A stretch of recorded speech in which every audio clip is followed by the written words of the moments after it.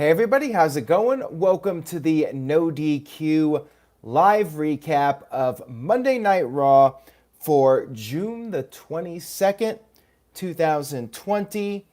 Shout out to everybody in the chat room for watching live, and thank you to everybody watching on demand as well. We have some matches set up for Extreme Rules, the next WWE pay-per-view. Let's go ahead and get started with the recap. This episode of Raw was billed as Championship Monday. We had 4 title matches on this show. Did any change hands? Let's find out. We started Raw with a Drew McIntyre promo, but he was quickly interrupted by Dolph Ziggler. Ziggler brought up AJ Styles and how a trade was made. However, Raw is not only getting Ziggler, Raw will also be getting Robert Roode, Dolph's tag team partner, whenever Roode returns to WWE television and he can travel from Canada. Basically, Ziggler talked about his history with McIntyre and said that he's the reason that McIntyre became a dominant champion. And because of this, Ziggler wants a WWE title match at Extreme Rules. McIntyre brought up something that I think we're all thinking. Dolph loses a lot. But McIntyre did admit that Ziggler is talented. However, Ziggler has become an entitled jackass. McIntyre asked if Ziggler really wants the match. Ziggler does. So McIntyre said he's a fighting champion and he accepts. The match is official. Extreme Rules. McIntyre versus Ziggler. To me, it's a filler match. Poor Ziggler. He's always put in these filler programs. You know, SummerSlam's the big pay-per-view. This is just something for McIntyre to do. I'm sure Ziggler will sell the Claymore and will make McIntyre look like $1 million, but yeah, doesn't sound on paper like the most exciting match as far as the idea that we might have a new champion. Let me get to the super chats. Psycho Jet Black with the first one of the evening, $2, says Millhouse has more charisma than Dolph Ziggler. What about Millhouse's eyebrows? Do they have more charisma than Dolph Ziggler? To be fair, I think Ziggler has a decent amount of charisma. It's just the start and stop pushes over the years. I'm just like, I don't care about Dolph Ziggler in 2020. I hate to say it.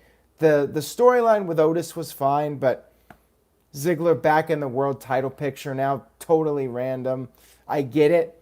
He has history with McIntyre, but I don't know. I wonder if McIntyre was originally supposed to face Jinder Mahal at Extreme Rules, and because Mahal went down with an injury, Ziggler took his place. This match just feels like something you could throw out there on a Monday Night Raw. Just do McIntyre versus Ziggler. Doesn't feel like a pay-per-view match in my opinion. Josh Mansfield with a $2 super chat says, looking forward to this match. Hashtag Big Daddy Claymore. And Ken terminated by DQ with a $5 super chat says, Kirk Van Houten has more charisma than Dolph Ziggler. That's Millhouse's dad for those of you that do not follow The Simpsons. He says, by the way, Rift sings, Can I Borrow a Feeling? And no, I'm not going to attempt to sing that. Let's move on here to Nia Jax coming out. She entered the ring with a chair. She sat in the chair. We came back from commercial. She was mad about Charlotte getting a women's title match. Nia should know by now that people just get title shots for no reason whatsoever. R-Truth came out, interrupted Nia, did his rap, said he's supposed to have a match for the 24/7 championship against that evil ninja Tozawa. And then R-Truth started speculating that maybe Nia Jax is the real Tozawa. We had the ninjas show up and they chased R-Truth away. Charlotte then came to the ring, made fun of Nia Jax for crying about the situation. Nia threw out the old Charlotte just gets her opportunities because of Ric Flair line. And Nia said that Charlotte has never beaten her. Charlotte attacked Nia. There was a brawl. And during the melee, Charlotte started selling her arm. And later on, she got her arm taped up.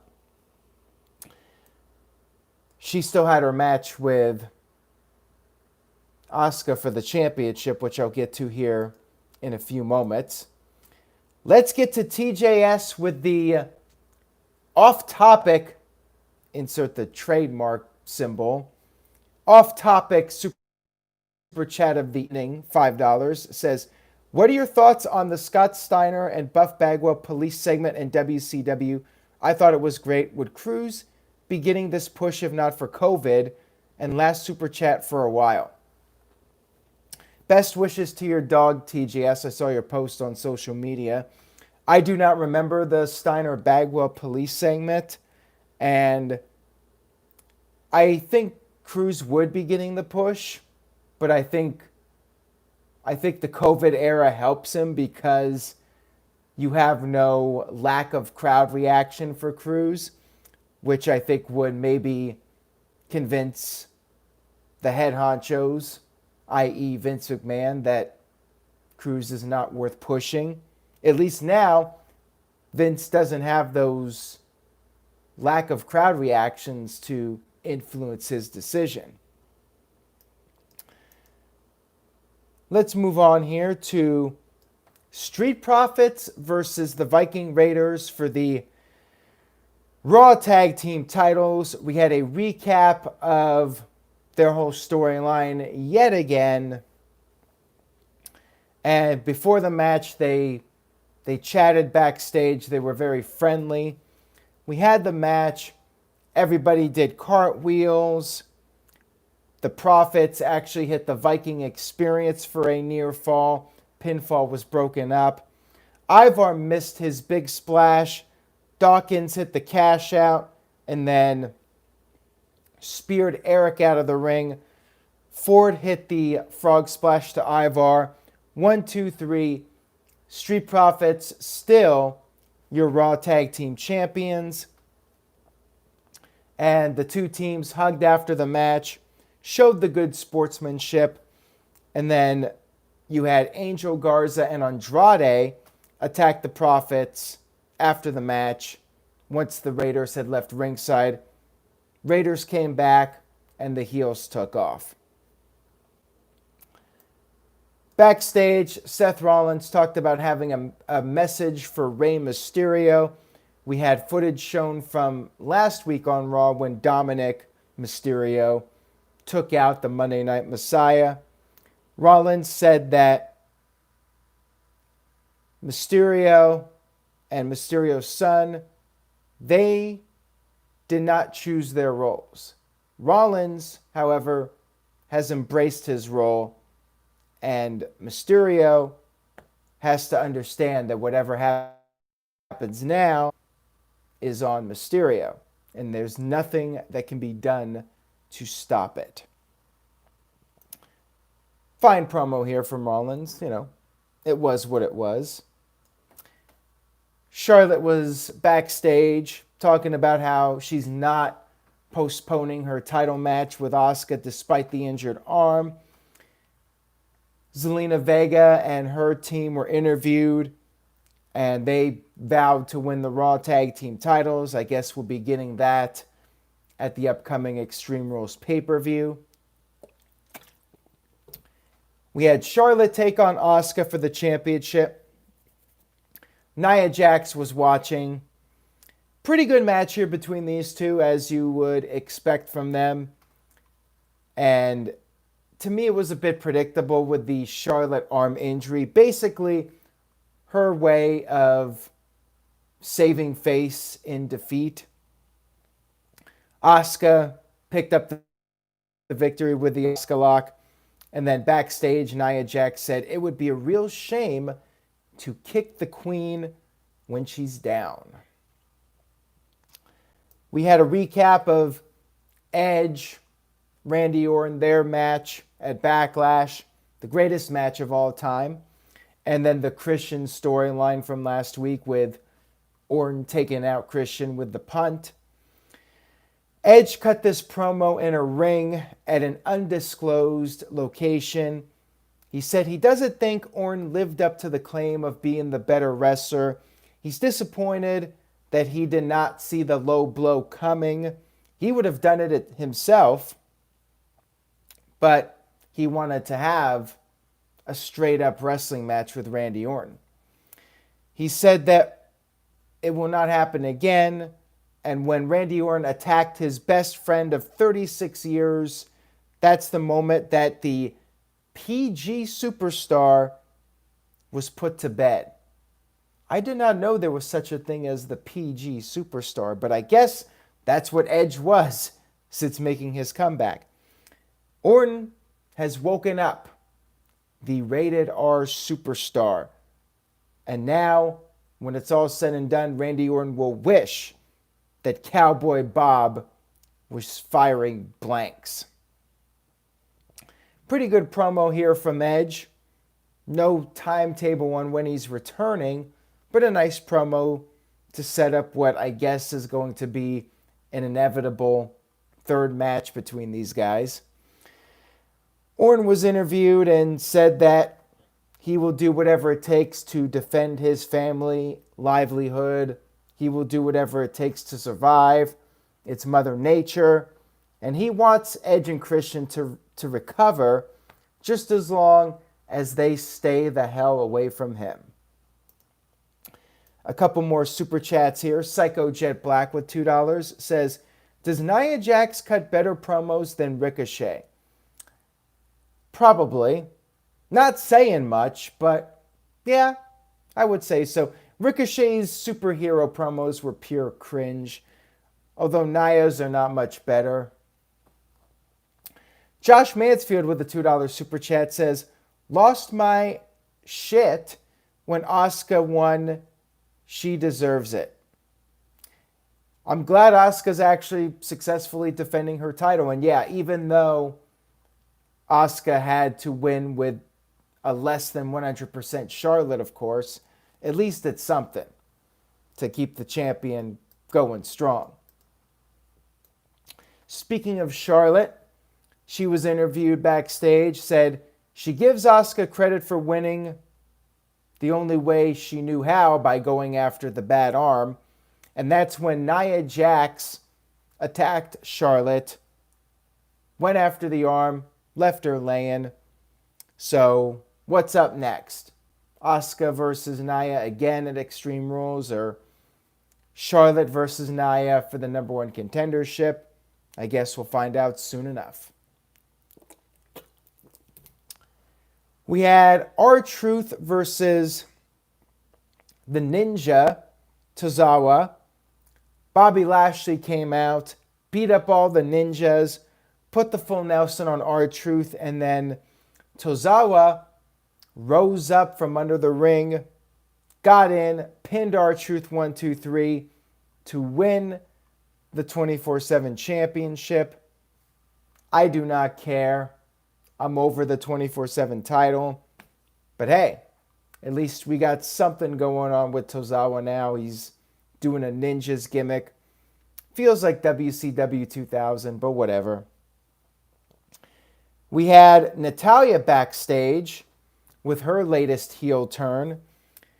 Said that Raw needs her leadership. We had a match between Liv Morgan and Natalya. Lana came out with Natalya and provided a little bit of a distraction, leading to Natalya picking up the win to retain the, well, not retain, just win the match. I guess retain an undefeated streak as a heel right now. We'll see how long this lasts before she gets put back on the barn burner. Backstage, we had the Big Show interviewed, and for some reason he was sweating. And I like Josh Mansfield's super chat here, $2, says, love her, but Natalya turns as much as Big Show. And yeah, that's why I'm really not caring much about this latest Natalya turn. It feels like she just goes back and forth way too much.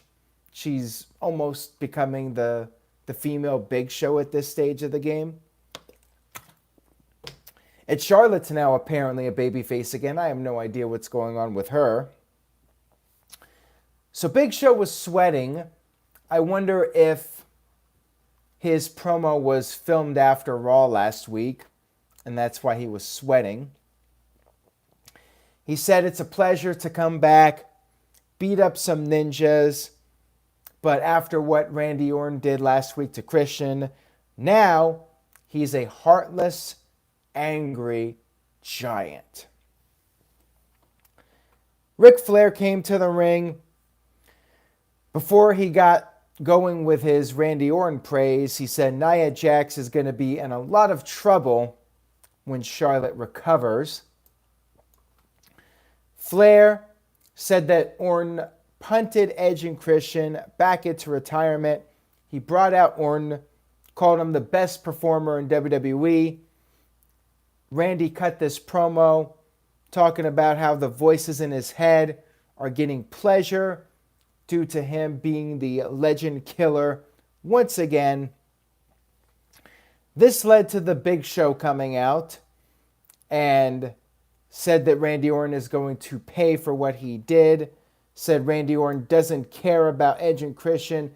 He's nothing more than a parasite. And now Big Show is a pissed off giant. Randy Orton responded by saying it would be a shame if Big Show suffered the same fate as Edge and Christian.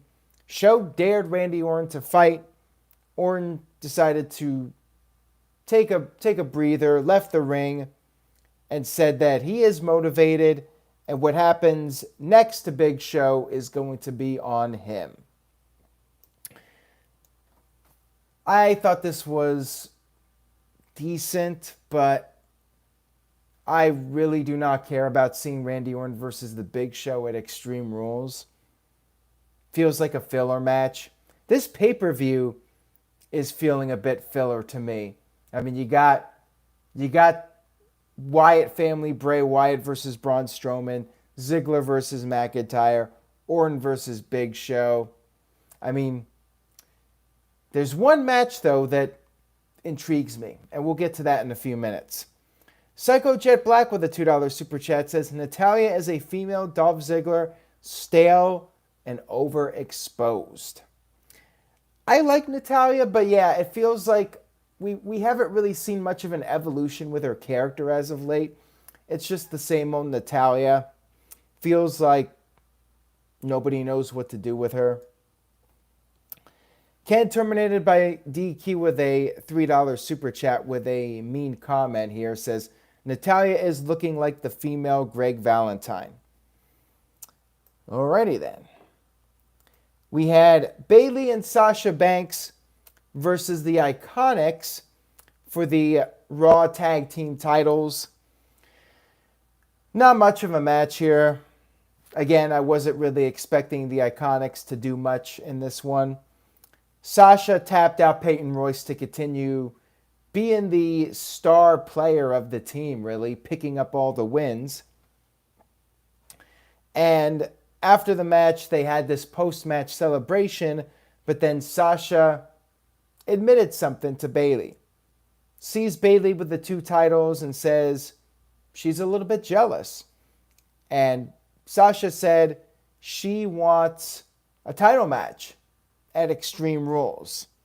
And she is officially challenging Asuka for the Raw Women's Championship.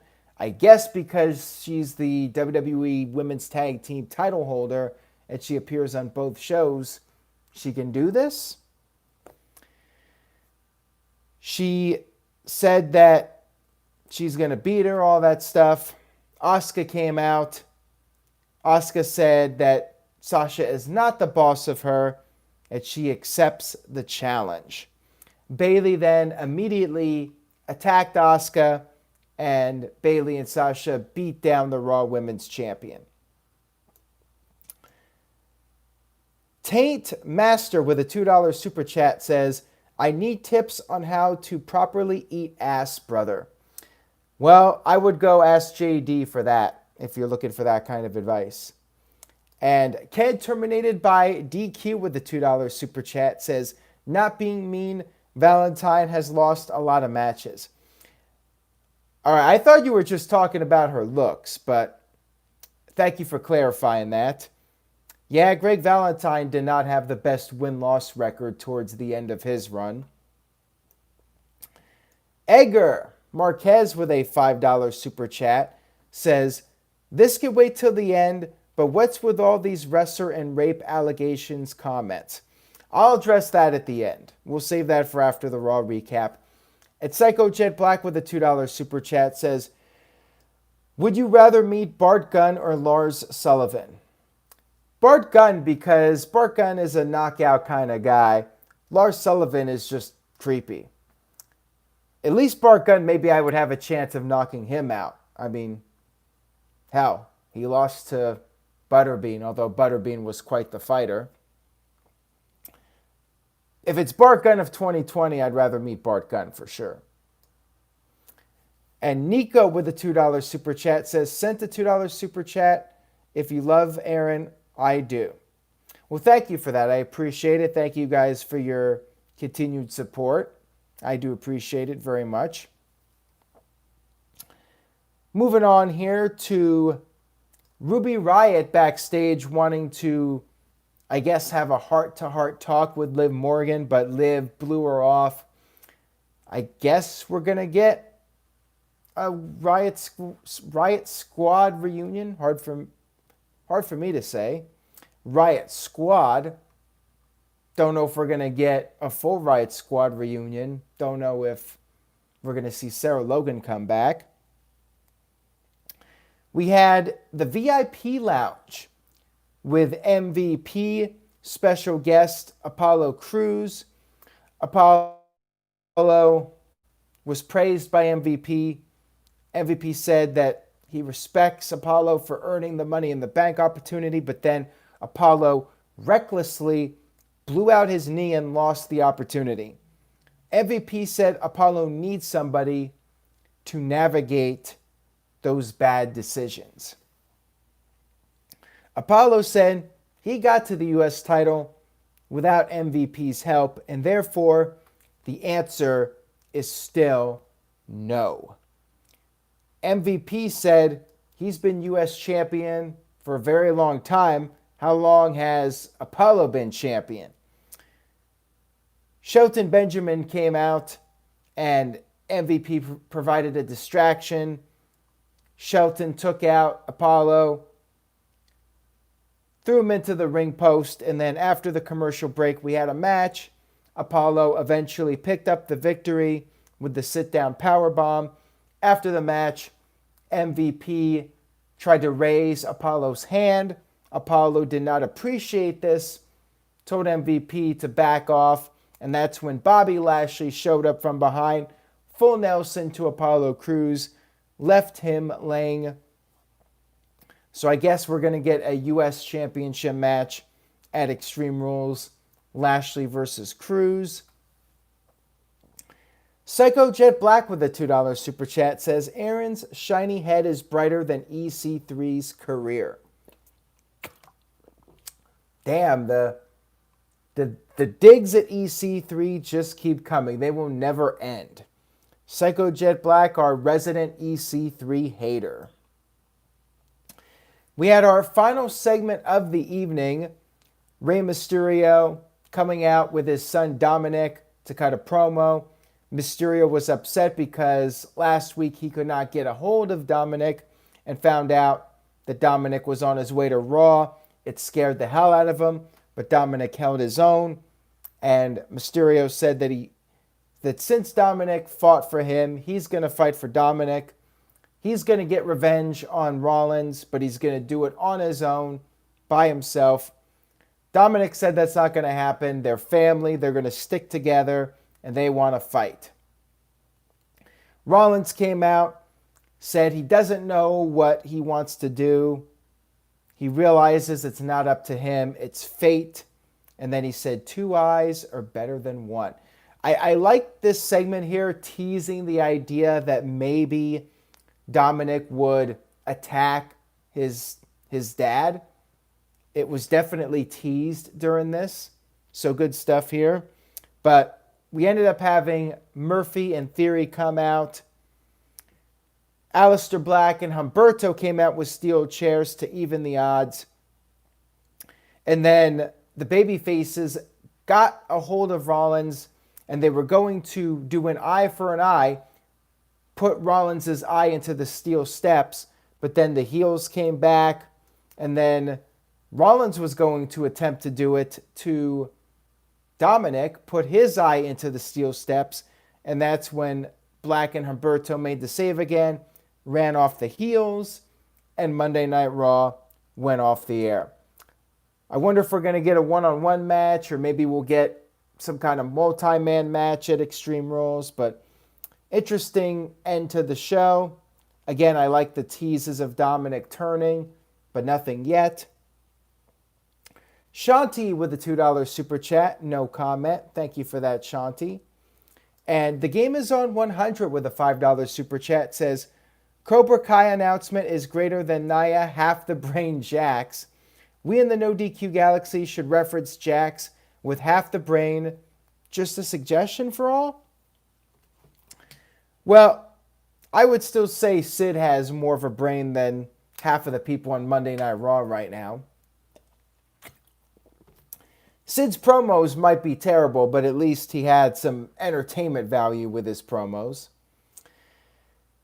And Josh Mansfield with a $2 super chat says, Rollins and Murphy, Theory versus Dominic and Black, or Rollins, Murphy, and Theory versus Dominic, Black, and Humberto. There you go. We could end up seeing that at the pay-per-view, or we could get somebody else on Team Rollins and do an 8-man. Oofman Entertainment with a $5 super chat says, listening to Edge on Undertaker's special and now with himself injured, do you see him ever coming back? Is this Edge's sign to retire for good?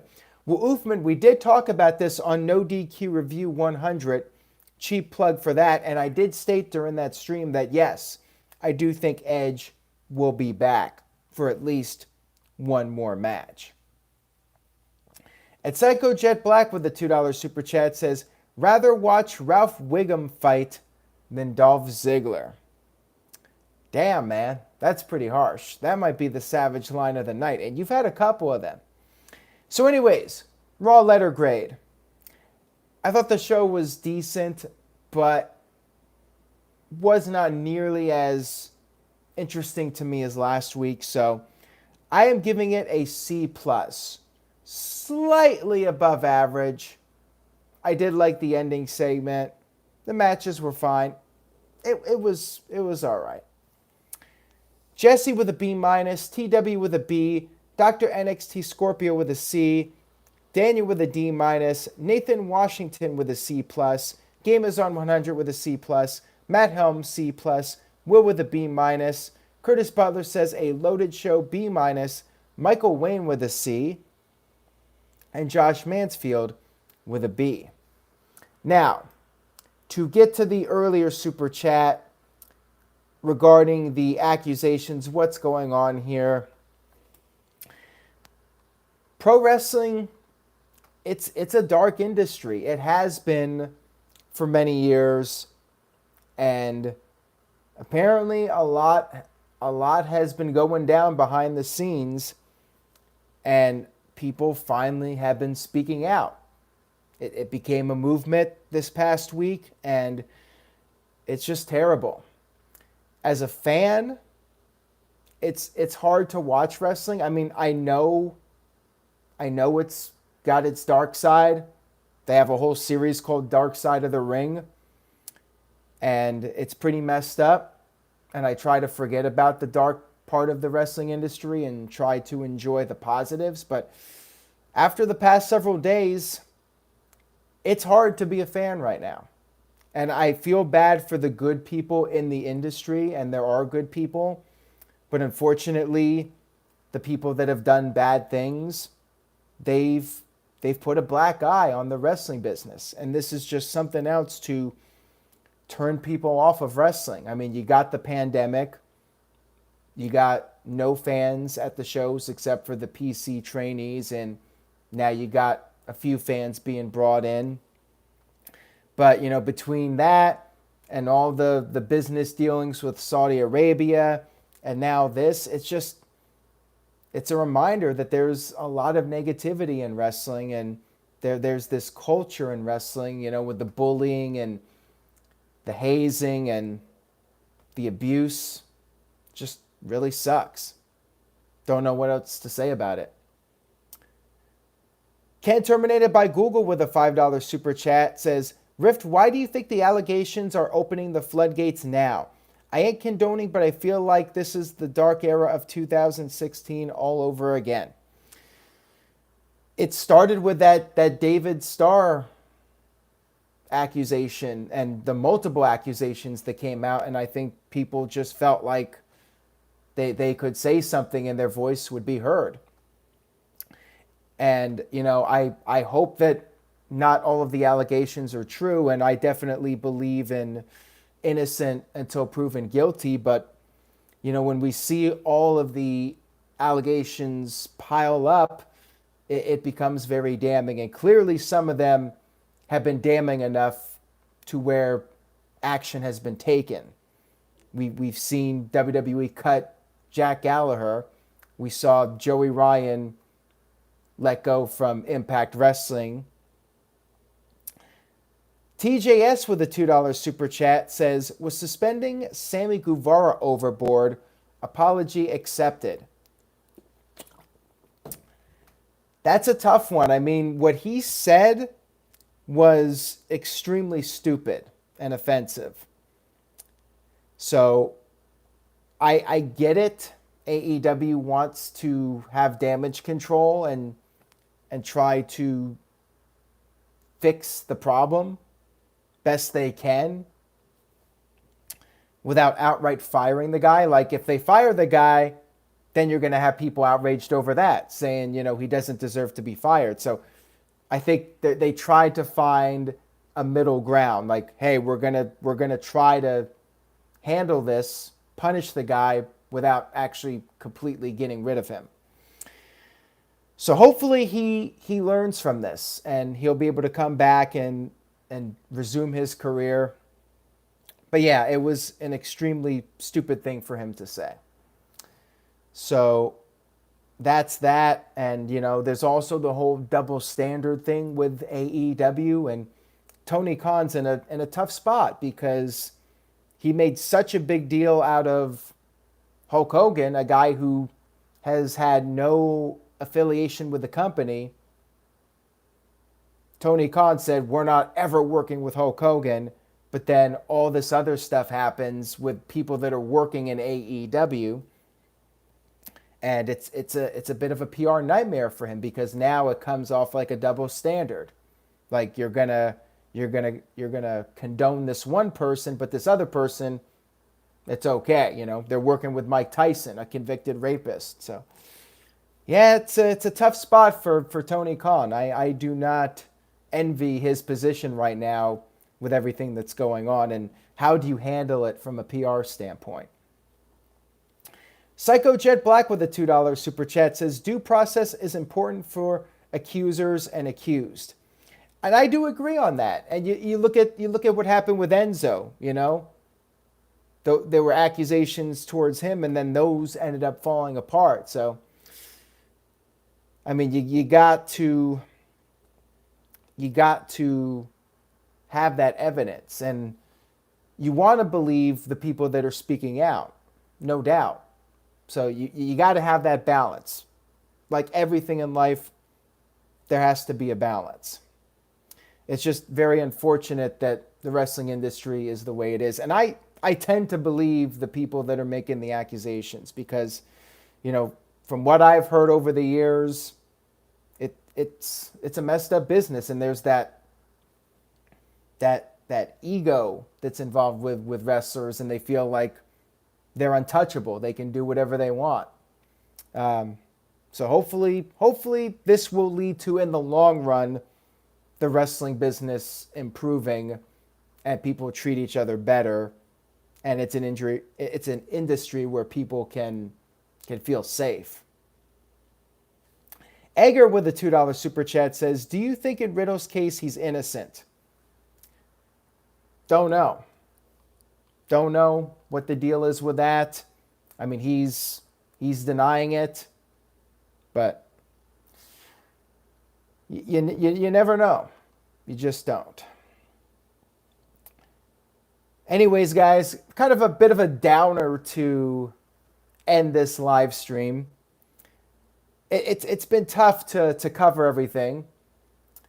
I have to do my job, and you know, if it wasn't my job, I wonder if I would continue watching. I might just take a break from wrestling because it's hard when you hear all this stuff, and it makes you not want to be invested in an industry where there's so many dark stories and people being abused and mistreated and shady business dealings, politics, all that stuff. So yeah, I want to try to keep a positive attitude on it, and hopefully we will see something come out of this that will make wrestling better in the future. Josh Mansfield with a $2 super chat says, thanks for doing your job, Riff. You rock. Keep it up. I appreciate that, Josh, very much. Thank you. And Psycho Jet Black with a $2 super chat says, take a vacation until Extreme Rules.